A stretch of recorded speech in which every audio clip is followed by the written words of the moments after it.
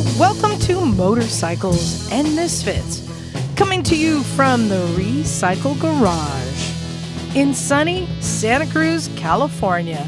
Hey everyone, this is Liza. Now, this is December and it's getting cold and I'm all alone here in the studio. Yeah, unfortunately, the ick is going around. I hope everyone out there is staying healthy, but I think you understand. A lot of us have been sick and everyone's going to be fine, but we decided to take a night off so everyone can stop spreading the ick around. Isn't that nice? But I got a special show for you guys then. I've been dipping back into some of the archives because we got some great old retro shows that maybe you haven't heard yet.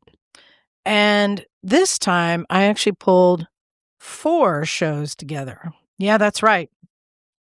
So years ago, Emma and I did some history holes that were just these one-off shows that we did as a special release. And I thought, these are so good. I want to bring them back. So I brought them all together for you tonight. And I think you're going to enjoy these. So this is going to be 4 separate stories. The first one, this one is one of my favorites. This one is about Zeppo Marx and the Marman motorcycle. Yeah, that Marx, of the Marx brothers. You may or may not have known that Zeppo Marx was a great inventor. And besides the Marman motorcycle, which is a really cool little bike, you should check that out. He also was involved with the atomic bomb. Yeah, exactly. So that's going to be the first story up. The next one you'll hear after that is the birth of the cafe racer. And a lot of people have heard stories of the cafe racer, where that comes from, the Ace Cafe. What an iconic location. But it was a real community of different cafes and the rockers and the mods. And it was a really significant time in motorcycle culture. So, of course, who better to tell us all about it than the Brit herself, Miss Emma? So enjoy that one, the birth of the cafe racer. Then after that, and this was one of my favorites, if you've ever owned an older Honda motorcycle from, say, the 70s or 80s, you'll see the same wheels on a lot of them. They're called Comstar wheels.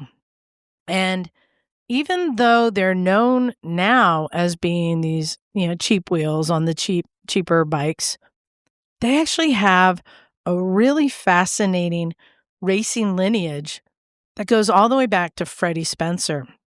So this is one of those really cool history holes where something you've seen, you may not realize how significant it was at one time. So enjoy that one on Comstar wheels. And then last up, we've got all about the clutch. This is why it's so nice to have someone like Emma here at the garage to take yet another thing that we just accept as, we take for granted, really, as such a simple thing, just a piece of the engine. But there's a lot more to clutches, really. And so Emma breaks it all down and explains everything we need to know about the clutch. So enjoy this special episode of these 4 history holes and stay healthy out there. Avoid the ick. Thank you very much for listening. Have I got a story for you this week? Okay, when you pitched this to me, I was puzzled. So, all right, lay it out. I'm going to draw you a link between a very, very famous comedy family, world famous comedy family from the 1930s and 40s,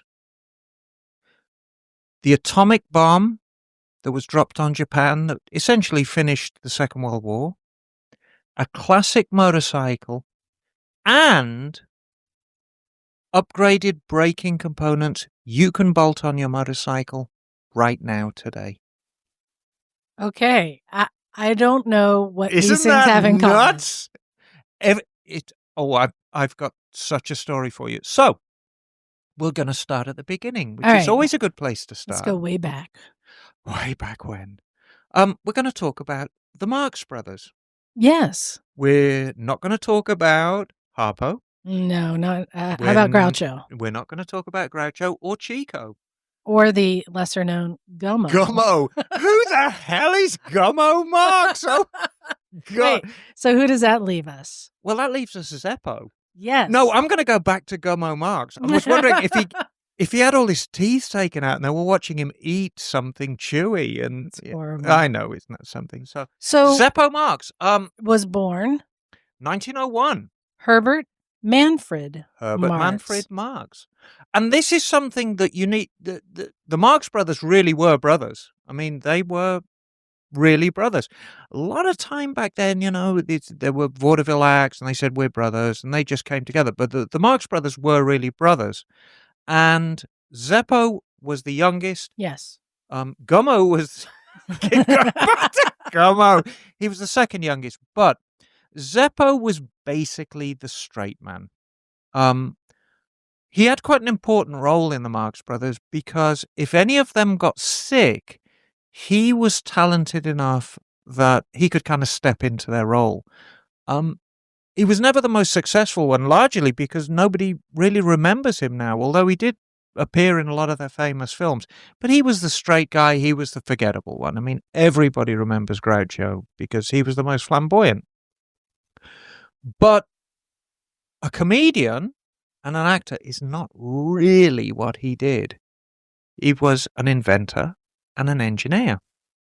Yeah, this is what's amazing. Yeah, and this is the amazing thing. So if you see A Night at the Opera or Duck Soup or something that he's in, you're not seeing just an actor. You're seeing a wildly talented engineer. And one of his most famous creations up to the motorbike, and we're going to get to the motorbike in a minute and the whys There's and a wherefores. motorbike? There is a motorbike. Well, we're a motorbike Yeah, makes podcast. sense. There's got to be a motorbike in here somewhere. Hang on, there is a motorbike, but there's some really cool stuff. There is something really cool stuff. So, Zeppo Marx's engineering company was primarily devoted to inventions of the aerospace field. And his most famous invention within that sphere was called the Marman clamp. And I kind of got a little bit ahead of myself. The company was actually called Marman, and that's Marman. And one of the most famous inventions was the clamp that actually held. Now, there is some controversy here because depending on which account you read, I'm going to go with the one I believe.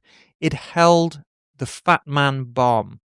Now, the Fat Man bomb was the second atomic bomb that was dropped on Nagasaki. It wasn't in the Enola Gay, it was in an aircraft called Boxcar. Enola Gay dropped the first bomb on Hiroshima, and the bomb, I believe, was called Little Boy. And then the second bomb was dropped on Nagasaki. It's called Fat Man, and the plane was Boxcar. After the captain, Bock. The clamp that actually held the bomb and presumably let the bomb go when it was the assigned time was a Marman clamp. Now we can stress this is a pretty important part. One can say maybe the most important part on the airplane. Well, you could argue when you're carrying an atomic bomb. Exactly. You really, I mean, if your intent is to get rid of this thing and then go back home in one piece, which I'm sure was everyone's intent, the clamp is kind of an important thing. And really, the thing I want to stress here is if you're put in the position where one of your clamps is holding such an important piece of ordnance, this is a successful company. This isn't some like little rinky-dink backwoods, we're going to knock something up out of angle iron. If you're holding an atomic bomb with one of your clamps, this is a wildly respected and successful engineering company, as indeed Marman was. I'm guessing this wasn't mass-produced. No, I think it was a one-off. How many atomic bomb clamps did they need to make? Or is this one of those, the Army's $800,000 little thing, I mean... Wouldn't it be interesting to find out how many aircraft were actually equipped to carry an atomic bomb? Oh, We know of yeah. at least 2, which means there must have been another 2 in the wings. Because you have plane A and plane B. So let's say Enola Gay takes off and 2 of its engines flame out. There's going to be another one sitting on the apron ready to take its place. And it would be the same with Boxcar. So there must have been at least 4. I mean, I guess everything's covered by the Military Secrets Act, so we may never know. So what else did he design and make? Well, we're still going to come to the motorbike, and that's down the road. He invented the Fitbit. What? Well, it wasn't a Fitbit as we know it. Apparently, it was a wristwatch-sized device that would measure your heartbeat. And if your heartbeat became irregular, it set off an alarm. I mean, it was primarily used for people who had heart conditions and were lying in a hospital bed. It'd beep, beep, beep, and then your heartbeat becomes regular and an alarm goes off. What? This is absolutely... That's amazing. Isn't it amazing? Well, yeah, because that's pretty small technology for the time. Absolutely. And so, finally, we're going to come to the motorbike. And... Oh, wait, no, there was something else. There was something else. There was something else. Do you remember what it was? No, I don't. Remind me. I'm surprised you don't remember. It was a therapeutic pad for delivering moist heat to a patient. No, we decided we weren't going to go there. If you remember, we talked about this subject, moist heat. Oh. And we decided it was too controversial even for the misfits. I just started thinking, where would someone need... Oh, wait, no, I don't want to think about this. I don't want to think about this. You say you introduced this subject and you immediately regretted it. So I stand by my decision. It kind of went in one ear and out the other. So, tra-la-la. So the motorbike. The motorbike. And we researched the bike. The one thing we couldn't find out was why it was invented in the first place. So let's first, what was the motorbike called? The motorbike was called a Marman Twin. And can you describe it? Very easily. I'm sure most people who listen to our podcast are familiar with what a Schwinn bicycle looks like. If you're not, a Schwinn bicycle was really a product of the 1940s and 50s in America. It was immortalized by millions of newspaper delivery boys who used to ride these things like demons. And it was a bicycle that looked like an Art Deco masterpiece. They had beautifully curved frames. A lot of them had fake gas tanks. A lot of them had heavy fenders. We're talking 1948, yeah, 49. Exactly. So if you picture this thing with a 2-stroke, horizontally opposed engine in it, like a BMW, but instead of going across the frame, running front and back. Oh, okay. So twin-cylinder bike, which really set it apart because back in the 40s, this motorbike was built in 1948 and 1949 only. And I presume they were pretty expensive. Most engines back then would be single-cylinder. This was a twin. Cranked out a whopping 3.5 horsepower. And it was actually made by a company in Philadelphia called the Jack and Hines Company. And this engine weighed 30 pounds and it had a very specific function in the Second World War. So we're going back to the Second World War now. And it was a drone engine. Okay, this even amazes me. So we've basically proved that Fitbits existed in the 40s. Now we know that drones existed. Exactly. But drones had a different purpose. They used them for reconnaissance, but that wasn't really their purpose. Drones were mostly used for target practice back then. If you wanted to really sharpen the skills of your anti-aircraft gunners, you bolted an engine in an unmanned plane, sent it flying, and see if they could shoot it out of the sky. Hope for the best. Hope for the best. Now, obviously, you didn't want to put a Packard Merlin engine in that thing because they were extremely complex, extremely expensive to produce, and you didn't want to waste it. So you had a very, very simple engine that produced enough power to get a plane off the ground, and so people could take pot shots at it. And Jack and Hines came through with a 30-pound engine that produced sufficient power. 3.5 horsepower doesn't sound like a lot, but if you attach a propeller to the front of it and put it in a lightweight plane, that's going to get the job done. And so that was that. So that was the engine.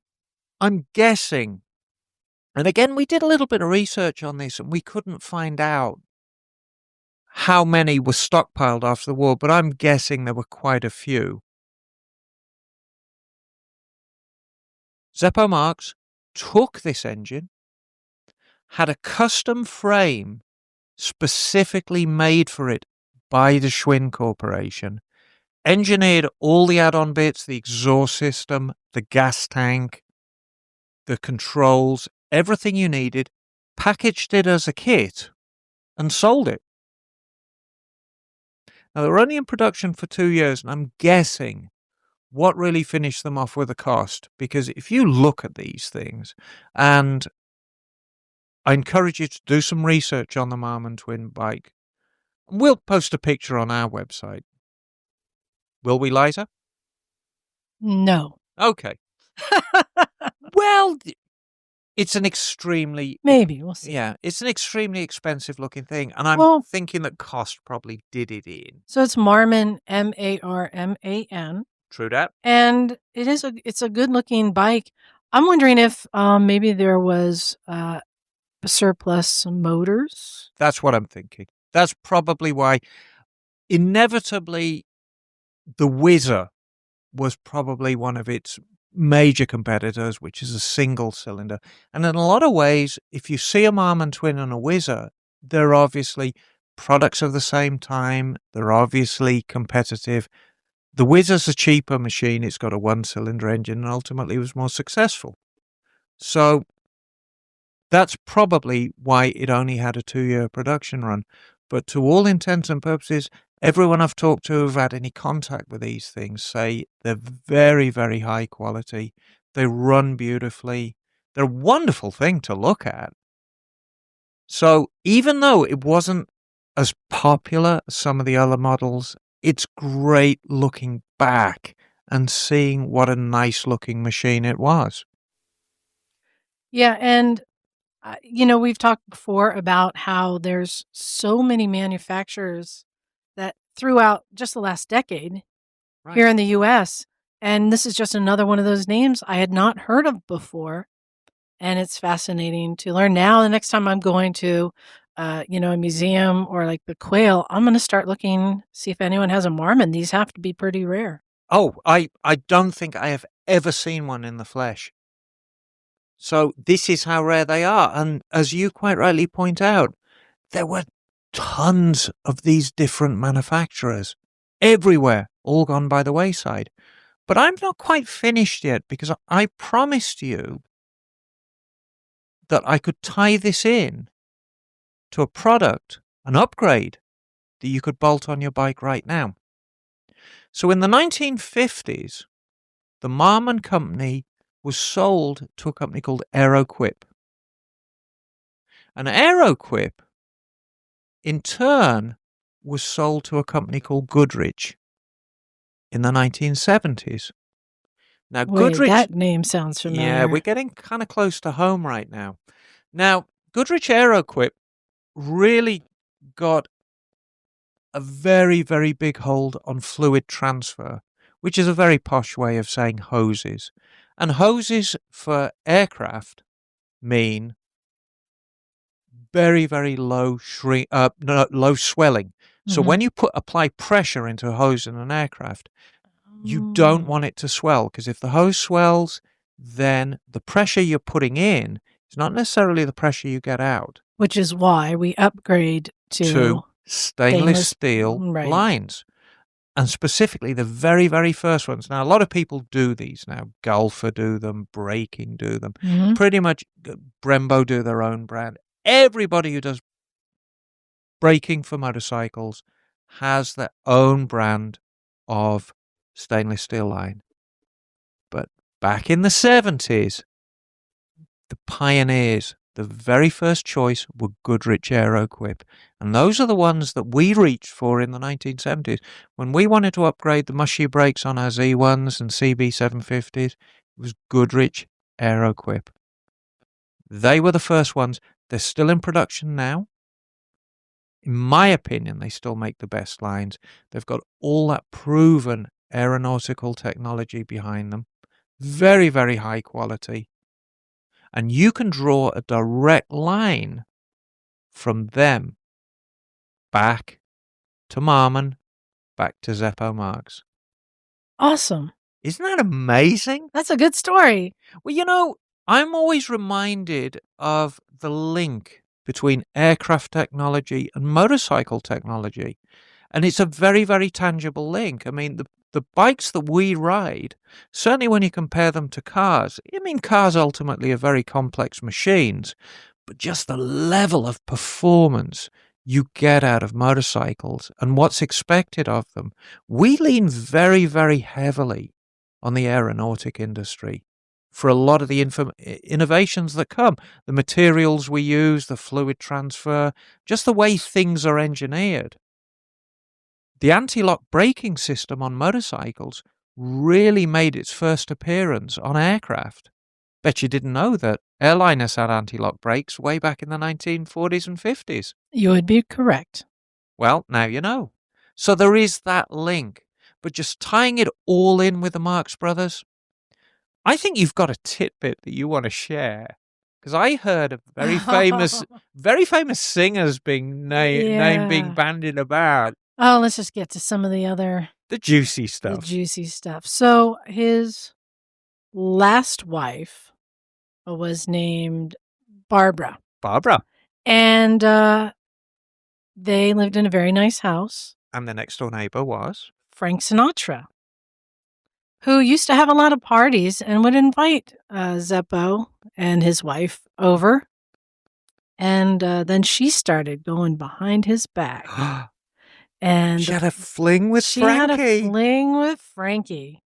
And ultimately he found out. He found out because the press were hounding them and caught them.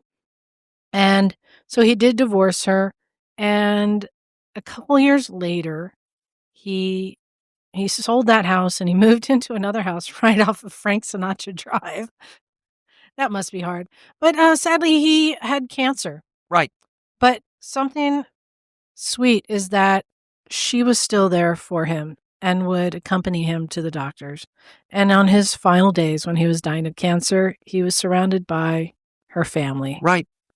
So still in the end, Frank got the wife, but I think Zeppo still had her heart. And I'm reminded we can look back on Zeppo fondly. As misfits, we can look back on him fondly for his contribution to the motorcycle industry. There are aeronautic nuts out there who look back at him fondly for all his inventions for aircraft. There's people in the medical industry that can look back on him fondly for the stuff he invented for them. Moist heat. Who doesn't want that? And then there's film buffs who can look back at him fondly for his straight work with the Marx Brothers. So you know what, Zeppo Marx? Take a bow, mate. You're a cool cat.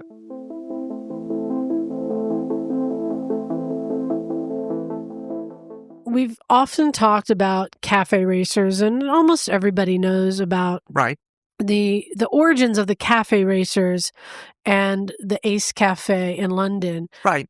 But, now we're lucky to have somebody here who's old enough to remember seeing that all begin. Oh, yeah. You were there for that, right? Right. And the birth of coffee? Yes.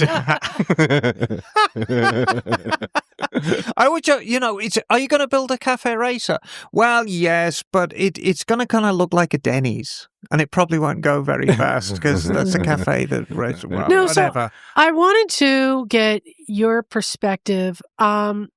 When did the birth of the cafe racer actually happen? The birth of the cafe racer is inextricably linked with the birth of the rocker movement. They're very much around the same time. So you're talking for very, very birth of it. 61, 62. Mm-hmm. 60, 61, 62 was when is the absolute, the crucible of when it all started. So, and I'm going to be polite and say, and this was a little before your time. Well, I was born in 62, darling. So if I was involved in Cafe Racer from the start, it would have been in my pram. But you were still there over in England near the epicenter, and I'm assuming that by the time that motorcycles were on your radar, that it was still very much a presence. Well, let me tell you right now that if you went down to a British pub, say in 78, 79, which is when I was out drinking a lot, you'd get the kids, and we all had the Japanese stuff. You know, I had my Kawasaki 250, you know, Suzuki, Honda, whatever. But tucked in the corner of the pub, and usually people kept a good distance from them because they were pretty badass, were the older guys. And they were in their 30s, some were in their 40s. They all had British bikes. The Triumphs, the BSAs, the Nortons outside. And those guys were the cafe racers and the rockers of the day. Because if you think about it, I mean, it's the mid-60s was the absolute heyday.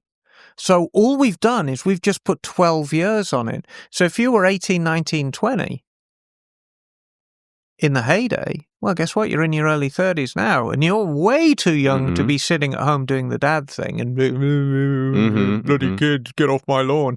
So you're still going to be down the pub, but you're the older crowd. Right. So I remember these guys very, very well. And they were always really kind to me, and they because they knew that I had a love for the older British stuff even back then.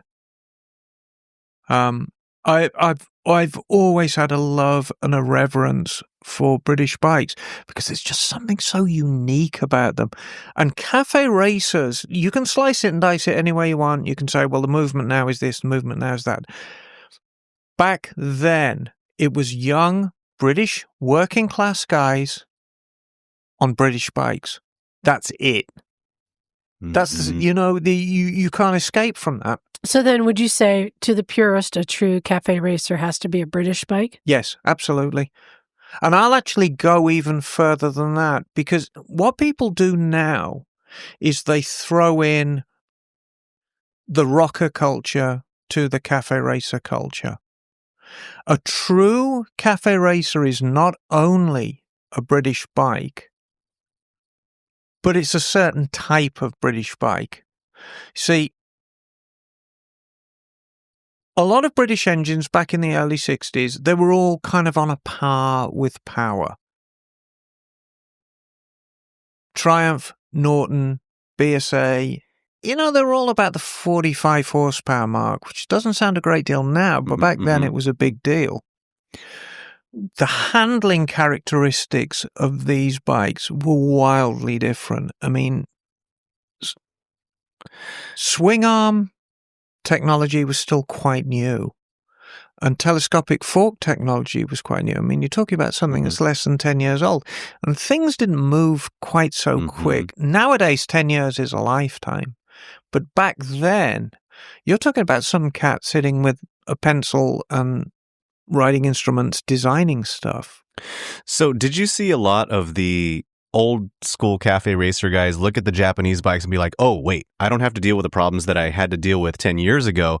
Did they make a lot of cafe racers out of the Japanese bikes? Or was that considered sacrilege? Almost that's like absolute sacrilege. Okay.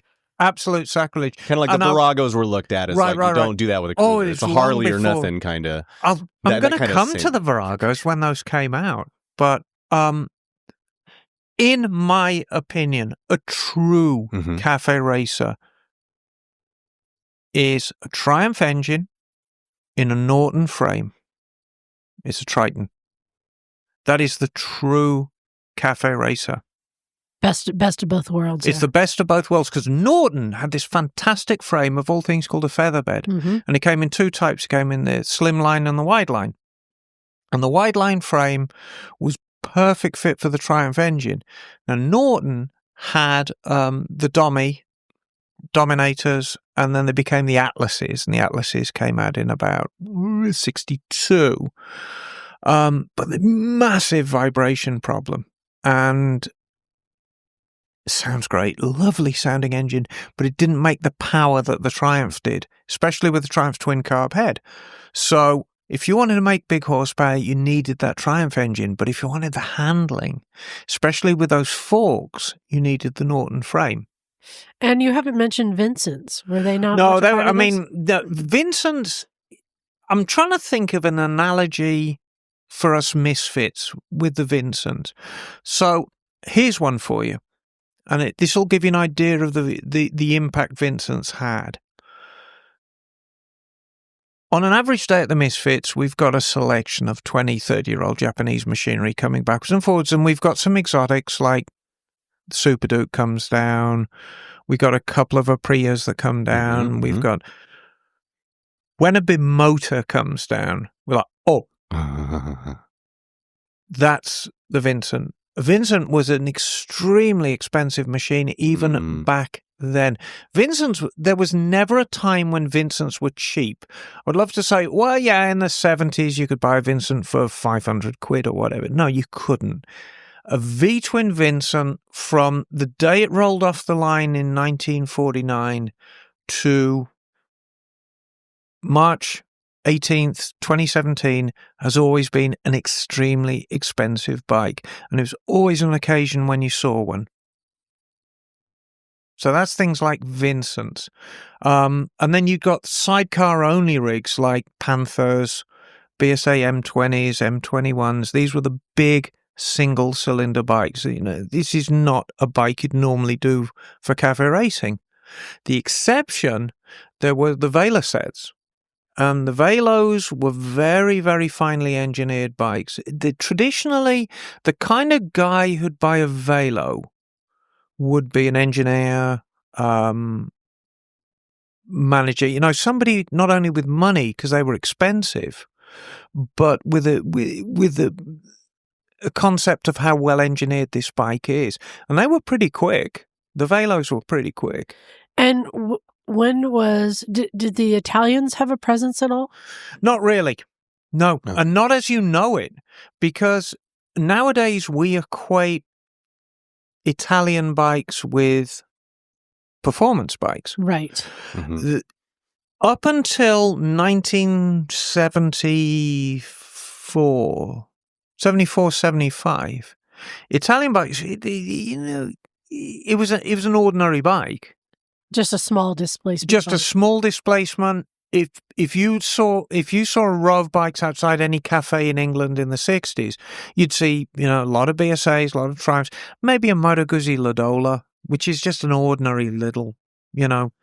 It certainly wasn't something that you would aspire to. Now, we've talked about racing at the Isle of Man before, and I was talking about the MV Augustas that were going around in the 50s. But remember, that's a racing bike. You can buy an MV Augusta for the street. So, yeah, you Italian bikes, it was all British bikes.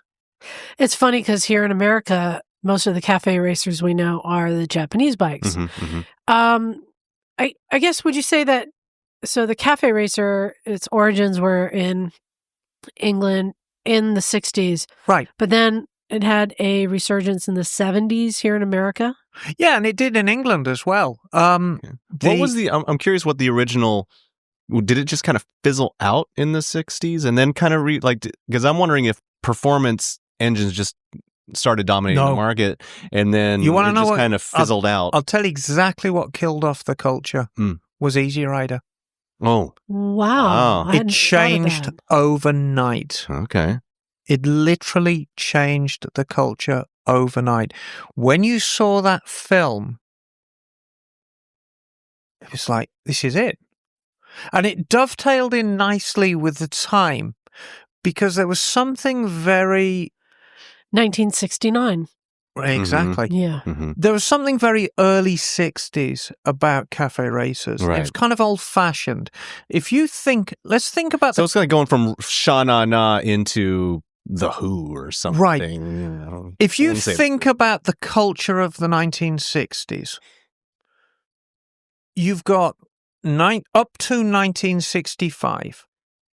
And everything before 1965 is very prim and proper. The music's very, very structured. It's all done with a backbeat. Guys, sharp suits, skinny tie. Women, pencil skirts, heels, pearls, exactly how I dress now. It's a very, very preppy look. Now you think about the late 60s. You think about how the music developed. A lot more improvisational music, a lot more experimental music, a more progressive sound. The clothes, the hippie movement's coming in. Now that, of course, started The in San hair. Francisco. The hair grew. Remember, rockers is very, very short, very masculine haircut. And so now, suddenly being a rocker is kind of, it's old-fashioned. You're a little bit behind the times. And then this film comes out. And it's like, oh my God. It changed everything. Absolutely changed everything. And that's what trips me out is I could see that in America. Okay, like, hey, let's get on a couple of choppers and then just go. Let's just go and sell some blow. But in England, it seems like such a small place. Like, what are you going to do? Go to Scotland for a day? The power of the movie industry. The power of the movie industry. You never underestimate that. Right. It's, Easy Rider's not just selling motorcycling in America. It's selling freedom. Right. And that was a very, very tempting pill to take. It changed the movement completely. And that's kind of where I came in the 70s. So in the 60s, the term biker wasn't really, you're a rocker. And uniform as a rocker, if you're a rocker, you had a British bike. You probably had Clubman bars on it, or what we used to call lace bars. You wore a black leather jacket. You had a silk scarf. You wore jeans, black boots with white socks turned down over the top, an open face helmet and goggles. That was the uniform. And it was a very, very practical, it was actually a very practical uniform. It wasn't that we were following fashion. You wore the boots because you needed to wear boots. You wore the socks because they kept your feet warm. Jeans were protective, as was the leather jacket. And the best kind of helmet to get, if you wanted to go fast, there were no full face helmets, remember? So was an open face helmet with goggles. So guess what? That's how everyone looked. And you were a rocker. In the 70s, that term became biker, and bikers looked kind of different. A biker, long hair, because guess what? It's the 70s. Everyone wears long hair. You still had the leather jacket, but now it might have fringes on it because that's what the Billy bike looked like an Easy Rider. He had fringes. You're still wearing jeans and boots, but the white socks are gone. Dirtier. Yeah, exactly. Now they become your originals. These are the jeans that you wear to work on your bike, to ride your bike. Well, the bikes went from being performance to expression. Yeah, exactly. And the bikes were just as customized, but they were customized in a different way. So does that mean that in the 70s, when you were coming into the scene, those rockers with those old British bikes, they were antiquated and everyone looked down on them? Quite the opposite. They were from a different time and they were still out there. Like I say, when you went into a pub and those guys were in the corner, you gave them a lot of respect because, we're just starting out. We're the snot-nosed kids, And those guys, we know they've been riding for 15 years. So you actually gave them some reverence. There's a difference between saying somebody's kind of old-fashioned and not giving them respect. So, we knew they were old-fashioned, and it was kind of okay. They were from a different time. So did it ever really go away? I don't think so. The looks changed, the bikes changed, but I tell you what, there are guys now, if you go to the Ace Cafe, and we'll talk a little bit about the Ace Cafe. If you go down to the Ace Cafe, you'll see guys in their 60s pull in riding a Triton, and they've ridden it all their lives. Are the Japanese bikes accepted now? Yes, far more so now. And, I understand it. Honda CBs have very much a place in the culture of biking, certainly in the 70s. And this is where the cultures kind of overlapped, because a Honda CB is a 1970s bike. The only Honda CB in the 60s really was the 450, which we call the Black Bomber in England. And there weren't that many people doing cafe racer jobs on those because, number one, they didn't handle very well. And secondly, they were expensive. So that it's kind of been accepted, okay, Honda CB twin.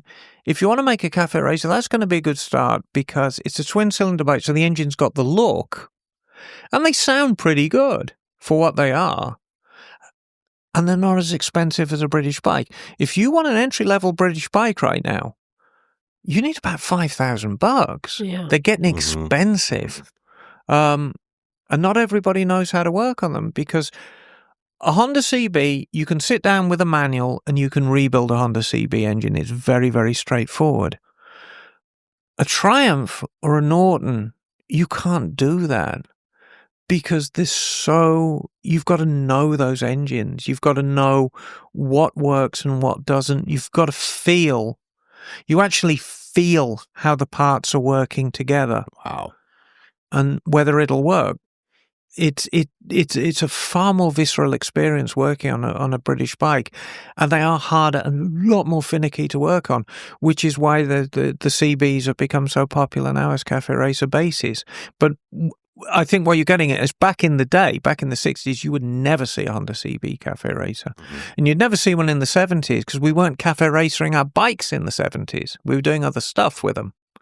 So that was going to be my final question. Have you ever done a cafe race? A cafe race? Oh, God, yeah. Absolutely. And just to recap for people who may not know, explain exactly what a cafe race is. A cafe race is you gather at, usually these were roadside truck stops, and they have jukebox. And so you put on your favorite song on the jukebox.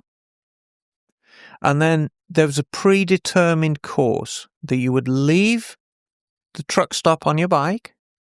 You'd go maybe 1.5 miles, 2 miles away, go round a roundabout, a lot of roundabouts in England, and back to the cafe. And the idea is that you have to complete that circuit before the song finishes. Now, songs are about 3 minutes long. Mm-hmm. And is that one person, or sometimes they would do two? No, it's a race. Okay. No, you maybe get 5 or 6. That's awesome. And that's where the term cafe racer comes from.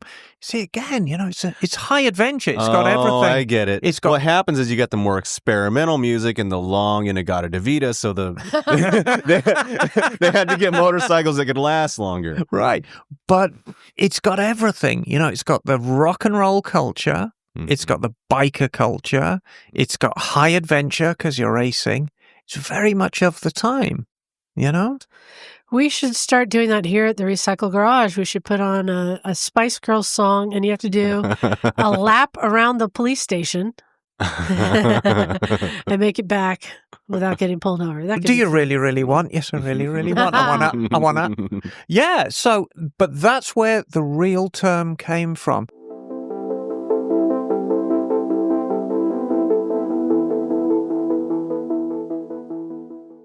When we were talking about good topics for mini-sodes. Yes, threatening. I think we were threatening to do certain topics. Yeah, and this topic just came to mind as something that I thought could be kind of interesting. I like those.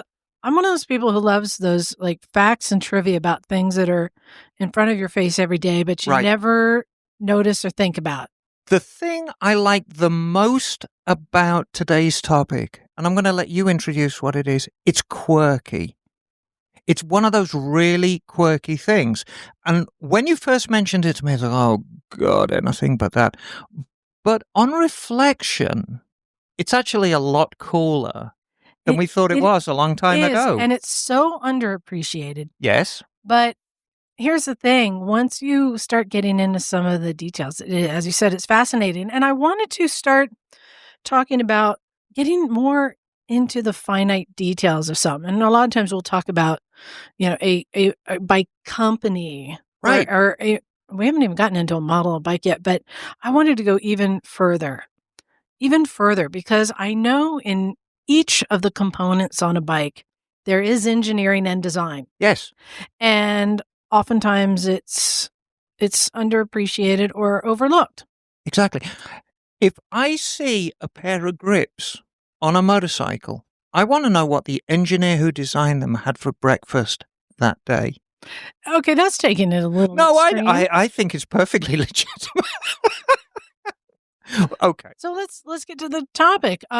This is something that comes into the garage all the time because regularly. It's on many Hondas. Many Hondas through the 70s and 80s, I believe. Yes, you're quite correct. Are all equipped with this.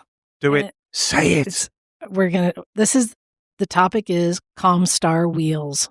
I know what you're thinking. No, they're all groaning right now. They're so ugly. Please bear with us because there is quite a story behind this. And there is, because if you think about what came before Comstar wheels. Right. Okay, well, we're going to start there. So yeah, tell us about it, Emma. Well, what we're going to do is we're going to start at the very, very beginning, and we're going to start with the crucible of motorcycle design. So if we go back to the turn of the century, when the earliest motorcycle... Really? We're going that far back? We're going that far back because it's all relevant. So just bear with me. When we go back to the earliest designs of motorcycles, they looked very much like bicycles with engines on because they were bicycles with engines. We're going back to like wooden rims, aren't we? Well, here's where we're going to start getting kind of involved in the mechanics of the wheel. The absolute earliest bikes, this is 19th century, had wooden rims, and they were terribly uncomfortable because there was no give in them. Most bicycles by the turn of the century were running on a spoked wheel. Right. And so conversely, the earliest motorcycles had just that, spoke wheels. There's a reason for that. And the reason, a spoked wheel gives an amount of flexibility. And lightness at the same time. Exactly. A solid wheel is a big, heavy thing. There's no give in it at all. Now remember, tire technology, as we know it back then, was pretty much non-existent. Pneumatic tires were very, very, very early stages, invented by a Scotsman, Dunlop. And he died penniless. But that's a story for another... That sounds like another story. That's a story for another day. But tire technology was very poor. There was no suspension technology on bicycles or indeed early motorcycles. So any kind of suspension you got was either through a marginally sprung seat or saddle and the spoked wheels. And this is the critical, because the amount of flex you had in a spoke wheel just gave that little bit of extra comfort. So now, our Patreon subscribers are going, God almighty, Emma, when are we going to start talking about motorbikes? And in particular, Comstars. So, right around the mid-70s, the Japanese were dominant in manufacturing motorcycles. That eclipsed the British. BSA had already gone. Norton were on their last legs by about 75. Triumph were going strong. Actually, forget that. Triumph weren't going strong. Triumph were hanging on by their fingertips. The company had been on strike. A workers' collective had taken it over. They were just beginning to manufacture bikes again. I mean, it was pretty much all over.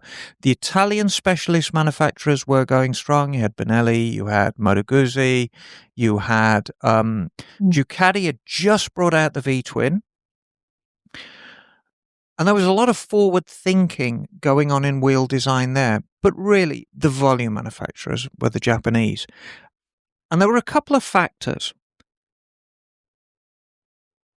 that involved the design and the way the design of wheel was going forward. First was ease of production. A wire wheel, a spoke wheel, is very labor intensive to produce. Oh yes, I've spoke to wheel before. Exactly. You can manufacture a rim on a production line, you can manufacture a hub on a production line, you can manufacture spokes on a production line, but the weakest link in the chain is always going to be the guy who sits there and laces them up. Now, trust me, if you're doing that 40 hours a week, week in, week out, you're going to get pretty quick, but you're not going to be as quick as a machine. So that was factor one. Factor two, the weakness of a spoke rim is it has to take a tube. Now, Right. a couple of our subscribers are going to throw their hands up in the air and say, well, hang on, there are bikes that have tubeless spoke wheels, and they'd be quite right. BMW adventure bikes have spoke wheels and they're tubeless. A couple of Honda endurance racers, Paris-Dakar bikes, had tubeless tires with spoke rims, but these are very, very specialist rims. What I'm talking about is the rims that you got on CB 750s, Z1s, Yamaha 650s, all things like that. These are just conventionally spoke rims, and they have to have a tube. Now, the tyre manufacturers, Dunlop, Bridgestone, Avon, were all coming out with a range of tubeless tyres. Now, in my opinion, one of the greatest safety features that came out of the 70s were tubeless tyres. When you hit a nail in a tyre which is carrying a tube, it goes bang, and it goes flat immediately. With a tubeless tyre, it's going to go flat, but it's going to give you that edge. It's going to give you that mushy feeling to get you by the side of the road. If you were doing over 70 miles an hour in the early 70s, a blowout was potentially going to be fatal, if not for you, if for your bike. Tubeless tyres changed that. So, we're finally getting back to Honda. Right. Honda wanted a modern wheel that was easy to produce, but was able to carry a tubeless tyre. And has the same advantages of the spoked wheel. Which is the flexibility. Exactly. And that's where we went back to the very inception of design. Japanese bikes, well, somebody said, well, hang on. By now, all motorcycles had front and rear suspension. Why on earth would you want to build any flexibility into the wheel? Why not just have a very solidly cast wheel? Well, there's a very good reason for that. Is any of you who've actually ridden a mid-70s superbike will know that the frames were actually pretty flexible. That a lot of them felt like they actually had a hinge in the middle. And if you had an absolutely solid cast wheel, it really would compound the problems of the flexible frame by introducing that little bit of flex into the wheel and being able to carry a tubeless tyre. Now, not all Comstars carried tubeless tyres, but they were designed to. You really had the best of the both worlds. And so that was the idea behind the Comstar wheel. And it became Honda's corporate wheel. I mean, this is how you identified a Honda. What was the first bike it showed up on? Well, the first bike that really carried the Comstar wheels was the Honda Hawk design. It was called the Hawk in America. In England, it was called the Dream. Came out in 76, and it was the first production bike to carry those wheels. It was a really innovative bike in a lot of respects. Honda had a really bulletproof but extremely lackluster single overhead cam, 250 and 360 twin. They were getting pretty long in the tooth by 75. They were kind of getting left behind by the other manufacturers. It was essentially an updated 1960s design. So they went back to the drawing board. They designed a very, very high-tech for the time 3-valve engine, which had 2 intake valves, 1 exhaust valve. It had counterbalancers. It was a very, very smooth-running engine. 5-speed transmission on the 400, 6-speed on the 250. And they wanted something new in the rolling stock department to go with all this engine technology. So the Comstar wheel was born. And it was seen on many, many models, but that was the first street model. It had appeared before then. Yeah, and this is something that really surprised me. On a production racer. Exactly. And that was the proving ground, because Honda have always done this, and they've done this from day one. They prove things on the racetrack, and they put it into production. It's listed as the FIM European Motorcycle Endurance Championship winning RCB-941. Right. Never heard of that bike. Yeah. It's an amazing bike. It was actually built for Suzuka, the 24-hour race in Suzuka, but it did rather well at the Bol d'Or in France, which is another 24-hour race. Big beast of a thing. And that's where the wheels were first seen. But back then, this was an exotic race bike. Nobody expected that to go into production. But the fact that Comstar Wheels has a racing heritage. It has a racing heritage. That's what's brilliant. Listen, if you stride your leg over any Honda, whether it's the design of the camshaft, whether it's the design of the wheel, or a particular angle in the frame, it's got a racing heritage. This is what they do. So, first production bike, remember, with the Comstar wheels was the 250 and 400 twins of 76. That wheel would eventually show up on, and this is just a few. Yeah. The 754s, but not the K model, the F model, which were the Super Sports. Mm-hmm.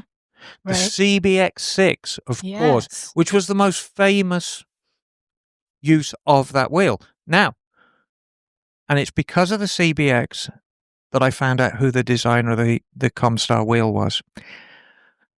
It's kind of hard. But did you find out what he had for breakfast that day? I can take a good shot at it. Probably had a croissant. Oh! With Nutella. There you go. Where Honda don't actually assign individual designers to a project. It's generally part of a team, and the directive comes down from corporate, and they say, this is what we want to achieve, and then this is the team that they assign to it. Head of design on the motorcycle division in the mid-70s was Tadashi Kume. Now, if we have any Japanese listeners, please forgive my appalling Japanese. But he was the head of design. I've seen that design team's work on the CBX. I've seen it on the 400. I know that those guys were involved in the Comstar wheel. And I pinned it down further. I'm going to stick my neck out and say the actual designer of the Comstar wheels was a guy called Nemoto Otsuka. He became very famous in later years on the design of the CBX. And the CBX was an across-the-frame 6-cylinder bike. And they were having problems with the width of the engine and the width of the carburetors getting in the rider's knee's way. So Otsuka famously put a V in the carburetors. And it was a massive engineering masterpiece because it's very easy to make a bank of 6 carburetors in a straight line. But when you put them in a V, that takes some doing. I've seen his work on that, and I look at the Comstar wheel and the design concept of the Comstar wheel. I know it was him. If you're listening, please call in and let us know. Or if you know what he had for breakfast. Exactly. And tell us what you had for breakfast on that day. So. Oh, Oh, and I want to give honorable mention to the CX500, a bike that I love.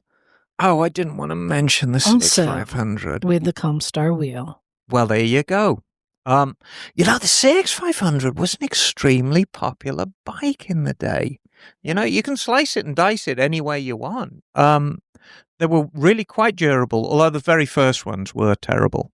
But they were so popular back in the day. And of course, they carried the Comstar wheel. So, And there were other bikes with the Comstar racing heritage. It didn't Yes. stop there. yeah. Well, the Comstar for the street, generally what you got, and we'll deal with Generation 1 Comstar wheels, because they went through 4 or 5 generations, but a Generation 1 Comstar wheel was an aluminum rim with a bright anodized coating, and that was actually farmed out to a company called DID.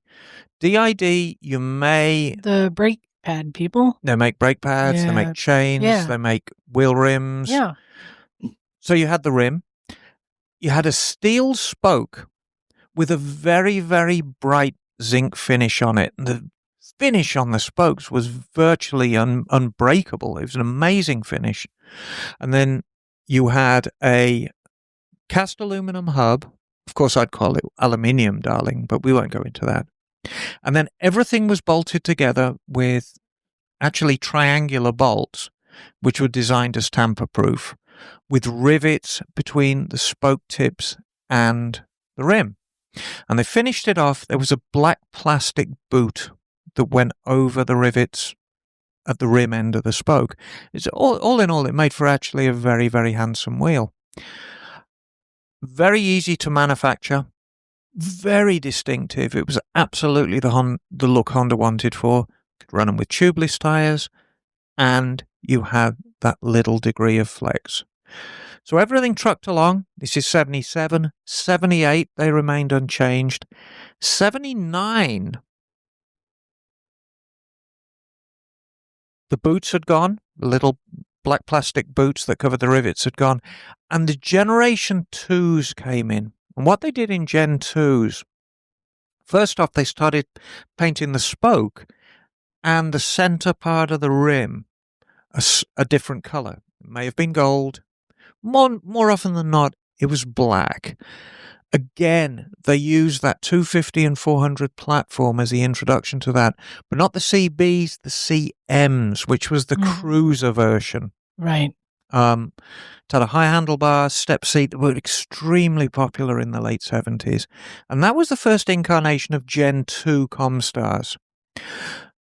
What they did after that, they actually reversed the spoke to give it a more mechanical look. And the best way to describe reversing the spoke, if you looked at a Comstar wheel from the side, the spoke was quite smooth and it curled away from you. When you reverse the spoke, the spokes became dished. And again, they painted it in black or gold and then highlighted the edges of the spokes. It gave it a very, very flashy look. Updated it. Strength was the same. The difference between the racer versions and the street versions, the spokes were steel on the street versions. On the racers, they were alloy. If you had enough money to buy a CBX back in the 70s, which was Honda's flagship, you would also get aluminum rims on a CBX. So it was very much the special rim.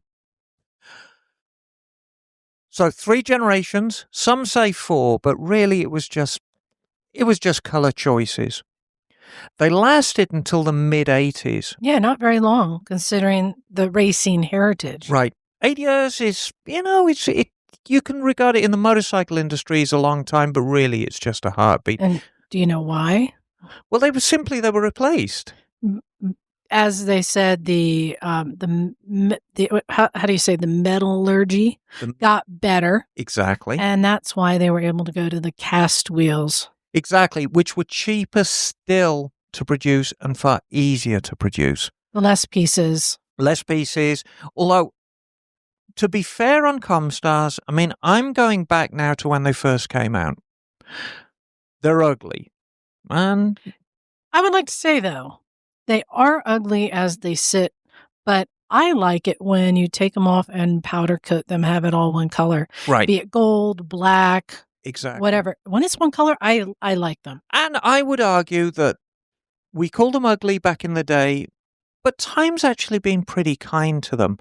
And as with a lot of designs, I think the Generation 1, the original design with the bright rim, the bright spokes, and the little black boots over the rivets is actually the most handsome. They are very, very distinctive, and they are actually quite handsome. So we can put that to one side. What was the other argument? They'll come apart at speed. No. They were extremely reliable in service. I can't think of one instance when I ever heard of a Comstar coming apart. They were tough. And they were tough in crashes as well, where a normal spoke wheel would fold up, or even an alloy wheel would break. Comstars, they took a lot of bending. They were an extremely tough wheel. I think the reason that they're underappreciated is because they're very dated to that certain era. Whereas the spoke wheels, a lot of people want to have something that has that vintage flair, even Right. though technically 70s is vintage. But I think that's why they don't get the love that Exactly. they deserve. You know, there were a lot of changes going on in the motorcycle industry in the late 70s and early 80s. And a lot of the bikes that were truly beloved were going through some fundamental changes. The Z900s were going away, and the new generation of Kawasaki's were coming in. Very blocky styling. The single overhead cam Hondas were going away, and twin cam Hondas were coming in, and they weren't as well received. So it was a time of great change and turmoil. And I think Comstars were swept up in that. I think I'd like to finish with very, very misunderstood. Looking back, they're actually a lot cooler than people say. You know, and when you attach a name like Freddie Spencer to them, who they were on his on the- NSR 400, you betcha. what 500 was it? NSR 500? Yep. Yeah, with that Freddie Spencer rode. Now, so next time you take a look at a bike with those Comstar wheels, and before you say, I want to get some new wheels for this. You think about the heritage behind it. Exactly. And I'd like to finish, and I am going to finish right now. Would you like to hear the controversy? Yeah. There is controversy. Honda was sued over Comstar wheels by an English company based in Sheffield called Dawson Harmsworth.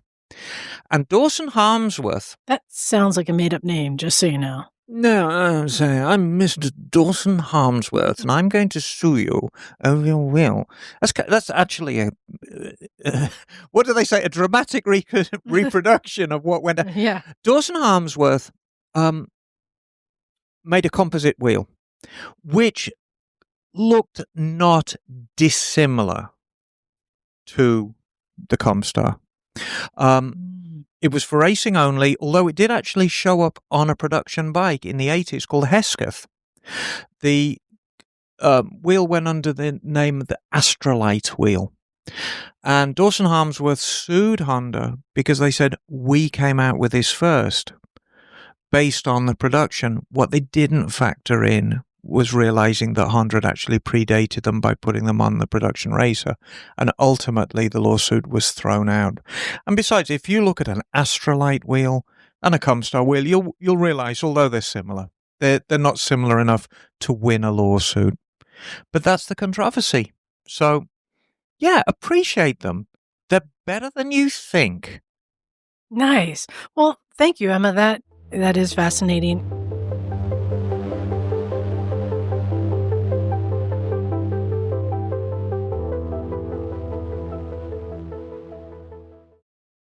You know, I realize I'm always bragging about, my Super Duke. It came with a slipper clutch. Super Duke! And I'll admit, I really don't know what a slipper clutch is or how it works, though I do know when I ride that bike, I can ride more aggressively Yes. into a corner and engine brake harder and worry less about losing traction. Uh-huh. And I assume this is due to the slipper clutch, and It this is is the indeed. advantage. So I thought, you know what, let's take some time. Why don't you explain not only what a slipper clutch is, but all the different types of clutches Right. out there and why people choose, or not just people, but the manufacturers choose these different types of clutches. So let's build our way up to the slipper clutch. Okay. What would be the most basic, common clutch of old times? Right. So let's get down to brass tacks. What is the clutch? What does it do? So if you consider the engine of your bike, and the engine of your bike or any other bike is basically, it's a big air pump. It sucks in air from one end, it mixes with fuel, makes combustible material, goes into the combustion chamber, ignites the fuel, pushes a piston down, and then there's a crankshaft that converts reciprocating movement of the piston into rotary movement, and that's what gives you power. And then it chucks all the excess gases out the exhaust pipe. That's it. That's all an engine does. You can make it as complex or as simple as you want, but that's basically what it does. So you've got all this power coming off the crankshaft. You need a way to harness that. You can control the speed of it, and to a certain extent its power, with the throttle, but you need a means of putting it to the pavement. Now, if you have an engine that produces power at a fairly narrow band, and when you're talking power, you're talking not that the engine's running, it's when it's producing its maximum amount of power. And as we all know as bikers, that tends to be higher up in the rev range. If you ride a two-stroke, you might only have power at about 1,000 revs, from like 6,000 to 7,000. A four-stroke, a more sophisticated four-stroke like the Super Duke. Where's your power come in, Liza? About 7? Everywhere, man. Everywhere. Yeah. But there's definitely a favourable place to be in. A bike like your Virago, Jonathan, is really low. It's really low. But nevertheless, you've got a fairly narrow band to play with. So if you want to be able to use this bike from 0 miles an hour to 150 miles an hour, you need a system of gears. So first, second, third, fourth, and maybe fifth, sixth, whatever. The clutch is that link between the engine and the transmission. The power of the engine drives the primary gear, which drives the clutch, and then it goes into the transmission. And basically, you can regard it as it's an on-off switch for the transmission. When your clutch lever is pulled in, you've disconnected the drive to the transmission. This is very, very basic stuff. But once we understand the concept of it, we can understand how and why clutches work. So, to go back to Liza's question, the most rudimentary clutch, and the one that's still widespread in the car industry, is the single plate clutch. So, if we consider a disc, and on a motorcycle it's probably about 6 inches in diameter, and it's covered with a friction material, and a friction material is very similar to what you'd find in maybe a brake pad or brake shoes, if you're used to the old school. And on one side of the friction material, there is a smooth face, which is attached to the flywheel of the engine. And on the other side is a smooth face that's on a moving plate. When you pull the clutch in, the plate pulls away from the friction material, and so it can spin. The plates can spin freely and the friction material stays put.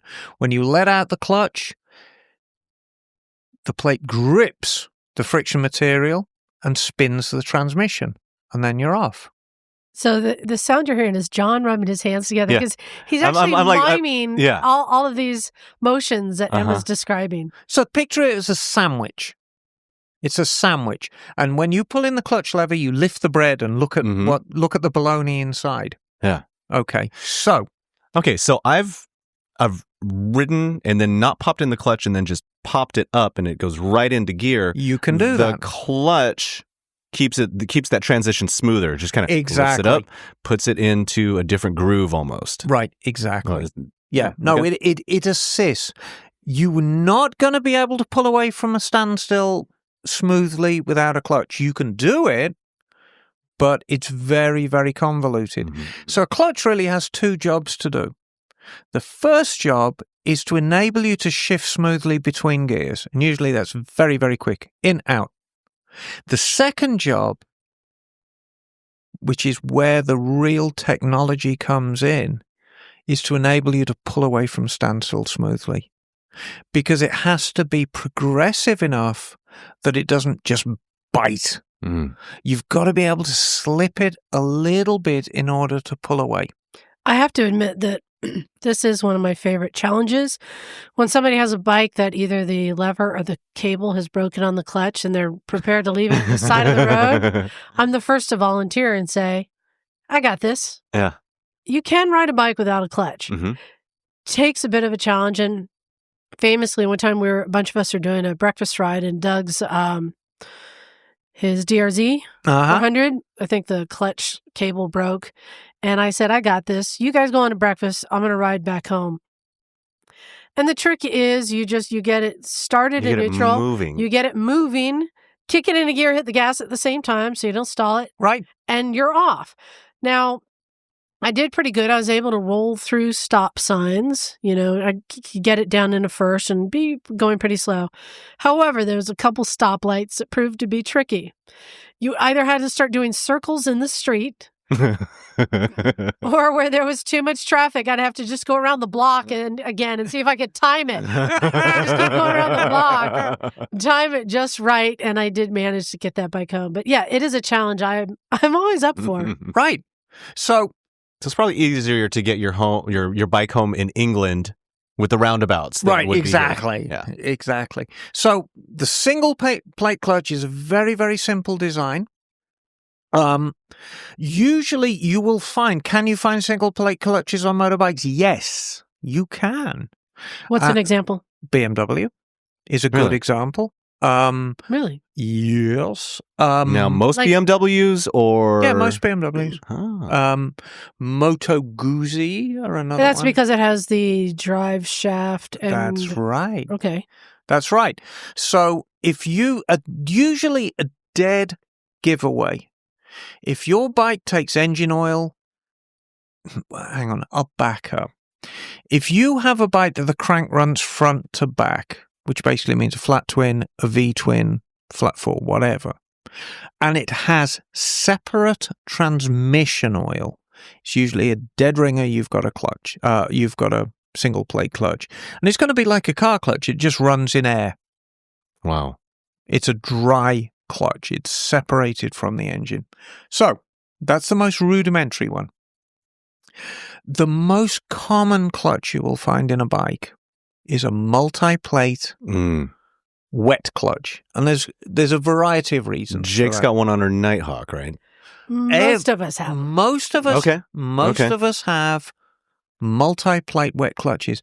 It's the most common form. And the reason, there's a couple of reasons for that. A multi-plate clutch, you can build more friction material into a smaller area.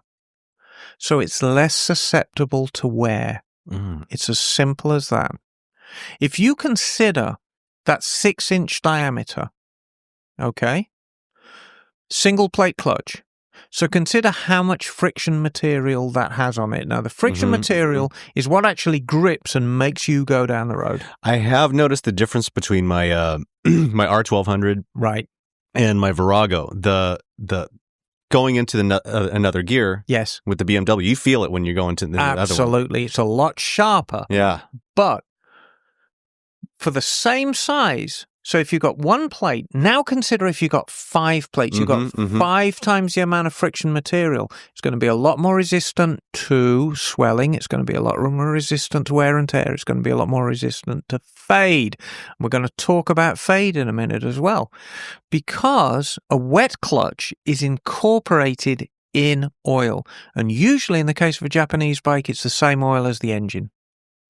And the reason for that is every time you let the clutch out and pull the clutch in, you're engaging and disengaging drive, and there's a little bit of slipping going on, and that produces heat. And the hotter a clutch gets, the worse things go, because the friction material itself can get burnt. But more importantly, in between the friction material, there are steel plates, and they're pretty thin. And if they get warm enough, you can warp them. And usually a giveaway when you let the clutch lever out on a bike, and it kind of and it judders as it pulls away, you've probably got warped steel plates. So they incorporate it in oil to keep the temperature down. And this is a good time to mention why you don't use automotive oil in your motorcycle. Absolutely. Because of the additives in the oil for cars where the clutch is separate. And that's why you have your transmission fluid and what exactly. have you. So there's lubricant in the oil for the engine. Yes. That is bad for the clutch plates in a motorcycle. And that's why you get motorcycle-specific oil. Right. Here's my question for you. Yes. Back in the 60s and 65, whatever, there wasn't as much specific motorcycle oil. Were a lot of the motorcycles then dry clutch, or did they just wear out? Did the clutches just wear out? No, the oil wasn't as sophisticated back then. It didn't have the additives that it has now. It's not the oil that is our enemy. It is the additives within. And the saddest irony of that, these additives are preserving car engines.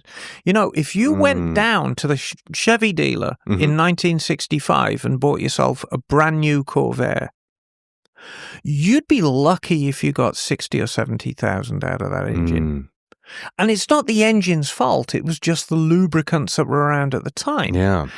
Part of the reason that we can buy cars now and drive them to 300, 400,000 miles is not only the engines are a lot more sophisticated, well, that's just great, but the oil is so much more sophisticated too. So where were we? We're multiplate clutch.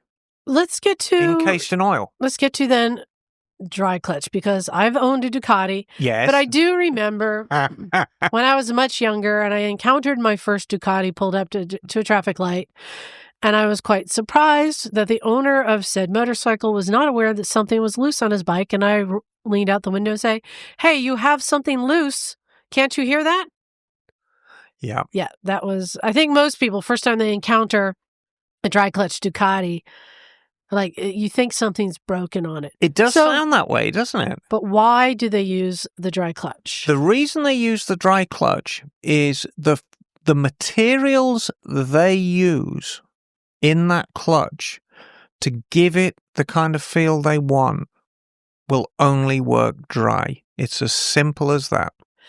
Now, when you have a dry clutch, usually the clutch cover has holes cut in it, yes, so that it can vent.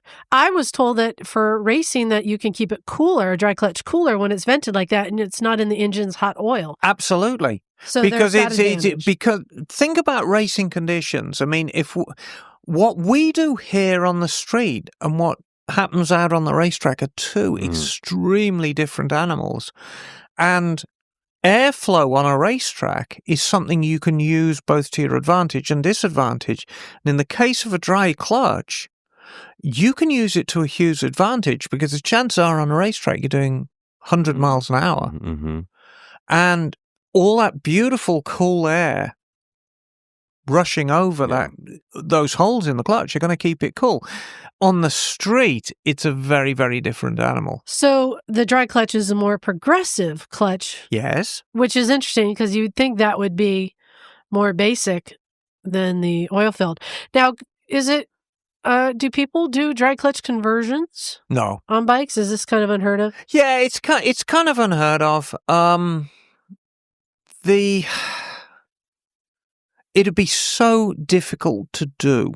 Certainly on a Japanese bike, the clutches now are so integrated into their respective transmission holes, it'd be a nightmare to try and turn them into a dry clutch. It really would. I really couldn't see how you could do it easily. And there really wouldn't be that much of an advantage. Bear in mind the power characteristics of a Ducati may not be the same power characteristics as an R1. So, you'd really have to want to do something very, very different to turn a wet clutch into a dry clutch. For 99 times out of 100, wet clutch is going to do you just fine. So basically, if you're talking anything from a Harley to a Honda, they're all going to have similar clutch styles. Exactly. It's all multi-plate, friction material steel, friction material steel, friction material steel, 5 or 6, maybe 7, 8 times. It's encased in some kind of oil. In Harleys, the oil is separate from the engine oil, but it still runs in oil. So let's get up then to the evolution. Is the slipper clutch, is that the most forward or advanced clutch? It's one of the more forward-thinking ideas. So explain it to me. How is that slipper clutch different? It's extremely simple design. So what I want you to consider is, let's take an example, a 10-plate clutch. Okay. It's got 10 friction discs. 8 of them work in a very, very conventional manner. So, I know John likes to visualize this. I want you to imagine... I need to borrow some hands. A gear on your crankshaft driving a gear on the clutch basket, which is the main component of the clutch. And there are slots in the basket that engage with slots on the friction discs. So basically, when you spin the basket, the friction discs spin. I have to interject. I'm a bit distracted by the... Basically, John Dalton is once again trying to gesture and looks like he's fingering an invisible girl. He does look like... Well, I mean, in some ways, I mean, the basket or the, the hole or whatever is around the outside, and then we're going inside. We're going inside. inside. We're going to go like a little bit. He did it again. You also have to go around the edges and the walls. Yes. And then when you're putting those things inside... Anyway, right. So 80 of the things are good. I'm going to have to excuse myself. So anyway, so the basket is driving 8 of the 10 clutch plates. The steel plates are connected to the inner part of the clutch. Now, the inner part of the clutch is a drum. I call it the clutch spider. There's various other words for it. You can call it the clutch drum, but that's connected to the transmission, and the steel plates are keyed to that. So the engine drives the basket. The transmission is connected to the clutch drum in the middle. Steel plates, right? Very good. So now we get to the last 2 friction plates. And the last 2 friction plates live on the very outside of the clutch basket. And then the clutch drum is split into 2 halves. There's the main clutch drum that takes 8 of the steel plates, and the last 2 steel plates are contained within the very outermost portion of the drum. And there's a ramp. So basically, how can you put it? When the clutch is under duress, which basically means that the engine is shut off on power and the transmission is still trying to push the bike along, a ramp bears against itself and disengages the clutch a little bit. It's a fiendishly simple design. And what happens, you say, well, hang on, wait a minute, the clutch disengages itself, so the drive is lost. But as the drive is lost, the pressure on the clutch basket, on the clutch spider, is lessened because you've lost the drive. So then the ramp can slide back under itself and engage the clutch again. It's very, very difficult to So sort of like a freewheel on a bicycle. Almost, when you're yes. not... Yeah, when the pedals are not engaging, then and the speed changes, the wheel can roll on its own. It's almost like a It free matches wheel on a it? bike. Yeah, it Oh. matches it. And it's very, very progressive. It's a clutch for the clutch. It's a clutch for the That's clutch. cool. It's a clutch for the clutch. Fiendish design, and Wow. it's extremely simple. It's just a system of ramps, of diagonal ramps cut at about 45 degrees into the clutch spider and the outermost end of the clutch spider, the clutch end cap itself. And it's exactly what it's for. So when you shut that power off, theoretically, if you shut the power off on the engine and it duresses the clutch basket, it disengages itself. So it's like a starter clutch, Almost. where the starter clutch, people don't know, when the starter engages, the engine will push the clutch, but as soon as the starter pushes the clutch, but as soon as the engine takes over and starts turning faster, then it disengages, Exactly. because they're basically little Rollers. at an angle, so that when it starts turning faster, it's hard to explain. Right, Yeah. and it's exactly the same system. That's a Okay. great analogy, Got it. Liza. But take out the rollers. It's just angles cut. What I Yeah, will yeah. do is the next time I build an R1 at work, I'll bring the clutch in and I will show you a slipper clutch. It is fiendishly simple. It's one of those things that you think, it's going to blow your mind. But there's absolutely nothing to it. So what bikes come with a slipper clutch? Well, the R1's an obvious example. I believe some of the CBR 1000s are coming with them now. It's your Super Duke has one, of course. Yeah. Couple of Ducatis have them. It's a sport bike thing. So is this the next evolution? Do you think more and more bikes are going to have slipper clutches? Kind of like how ABS is the next evolution. And now you're seeing it on No. something like a little 300 has ABS. No, because it's like ride-by-wire. It's perfect on a certain kind of bike, but it's not actually great for everyday use. So it'd be wasted on everyday use. Right, exactly. If you're the kind of rider who's riding close to the red line, jamming your bike down through its gears and stuffing it into a corner, it's perfect. Yeah. But the majority of us don't ride our bikes like that. And they do feel different. It's a learning curve to ride one. If I'm riding in a sedate fashion around town, I don't want a slipper clutch. I don't need a slipper clutch. I don't need that technology. I don't need that slightly woolly feeling that you get sometimes with them. Conventional clutch is just fine. For track day, of course, it's perfect because it's virtually impossible to lock up the back wheel on downshifting. Right. And it's the same with a ride-by-wire system. I don't know if you've had an opportunity if you've ever ridden a bike with a ride-by-wire, this is where they dispense with the throttle cable completely. Basically, your twist grip's a potentiometer, and it works on an electrical cable down to the fuel injection system. It's a very strange, peculiar sensation. Very, very odd. And I'm not sure whether I like it. And I have to try and figure out whether I don't like it because I'm being a reactionary old woman, or it genuinely takes control away from me. And I think that's what I'm getting at with the slipper clutch, is anything that takes direct control of the motorcycle away from me, I'm not entirely for it. I much prefer a manual transmission car to an automatic transmission car. And I much prefer, by the same token, a manual transmission bike to an automatic transmission bike. We didn't even get a chance to talk about those today, did we? Well, see, and I find it interesting because I see it much like ABS brakes. It's there when you need it. It's there when you need it, but it's getting used when you don't need it. Yeah, and, it's kind of a crutch. I would hate to put a novice rider on a bike with ABS stickers on it and say, this thing's got ABS. And so he overbrakes on a wet road thinking the ABS is going to save him or her, because it ain't.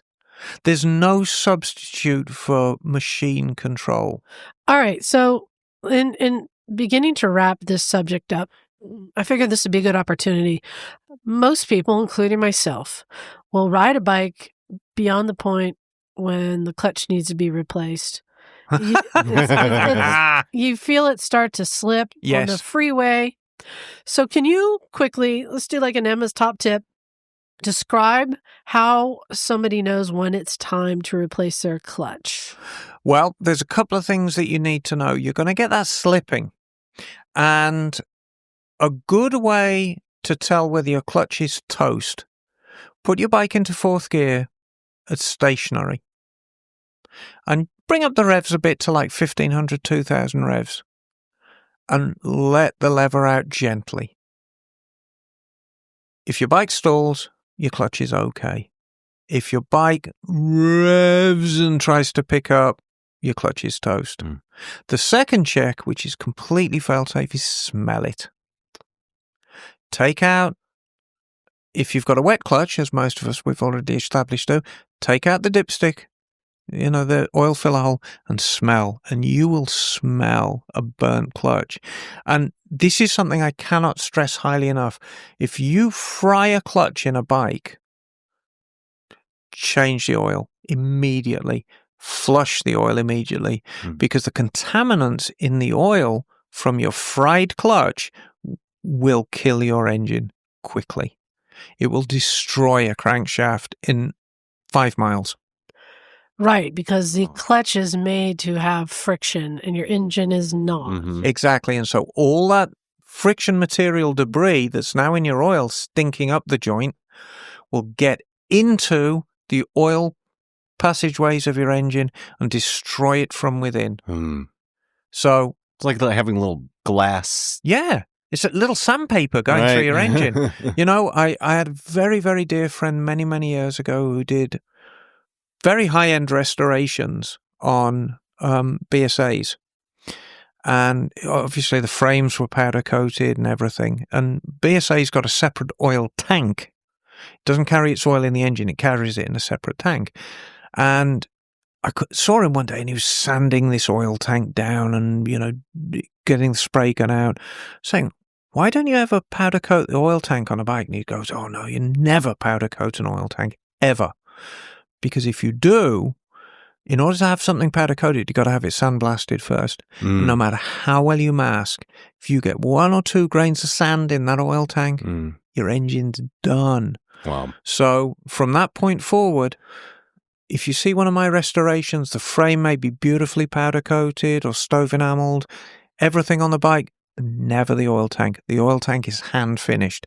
I have to sit there with sandpaper, get it back to bare metal and get my spray gun out and shoot it in black because of sand in the oil. And it's the same with your clutch. If you fry that clutch, change the oil straight away, 100 miles down the road, flush it, change it again. Do not take risks with your engine with that clutch plate material. Well, that's it. I hope you enjoyed those 4 episodes. And I just wanted to say thanks again for being a listener, being a Patreon supporter. If you're a Patreon supporter, you're the best. You're keeping us going. I really appreciate you guys. If you would like to support us, you can find a link on our website at motorcyclesandmisfits.com. And while you're there, buy a shirt. And I'll tell you, we're down to 3 shirts. That's all that's left. We do a new print every year. I think there's maybe 1 2XL and 2 larges, something like that. If you're interested, go buy a shirt. They're limited edition. And when they're gone forever. So thanks everyone for listening. Hope you enjoyed it. Send us your emails at motorcyclesandmisfits@gmail.com and have a happy holidays. Thanks everyone. This is Liza and I'm out of here. Cool.